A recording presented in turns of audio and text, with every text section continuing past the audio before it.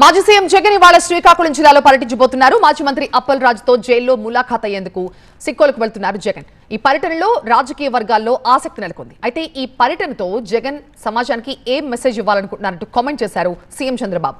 మరోవైపు జగన్ పర్యటన సందర్భంగా పలు ఆంక్షలు అమల్లో ఉంటాయని పోలీసులు కూడా చెప్తున్నారు.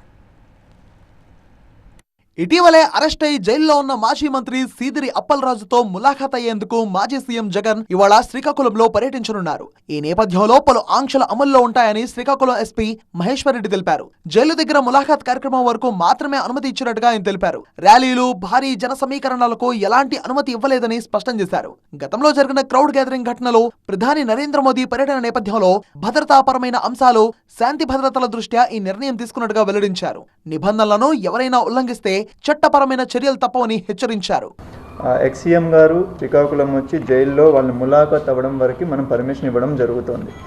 సో వాళ్ళు ములాఖాత్ అవ్వచ్చు, జైలు అథారిటీస్ వాళ్ళు అలో చేస్తే వాళ్ళు వెళ్ళి ములాఖాత్ అవ్వచ్చు. బట్ వాళ్ళ రూట్లో వచ్చి ఇక్కడికి వచ్చి అది చూసుకొని వెళ్ళడానికి శ్రీకాకుళం పోలీస్ తరఫున మనం పర్మిషన్ ఇవ్వడం జరుగుతుంది.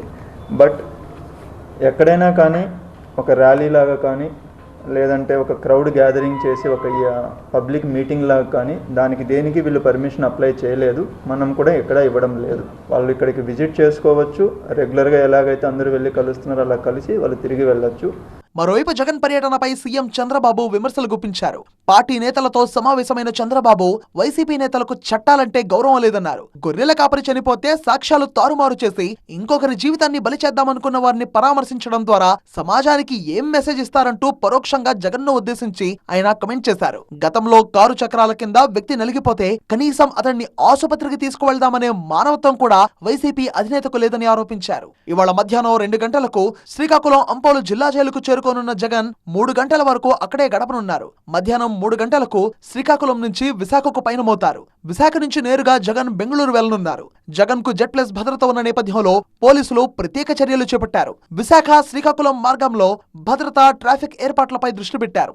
జిల్లా జైలు పరిసరాల్లో కట్టుదిట్టమైన భద్రతా ఏర్పాట్లు చేశారు. మరోవైపు జగన్ పర్యటన నేపథ్యంలో జిల్లా రాజకీయాల్లో ఆసక్తి నెలకొంది. మరోవైపు హిట్ అండ్ రన్ కేసులో రిమాండ్ లో ఉన్న సీదిరి అప్పల్ రాజు కుమారుడు ఆరవ్ వర్మ బెయిల్ పై విడుదలయ్యారు.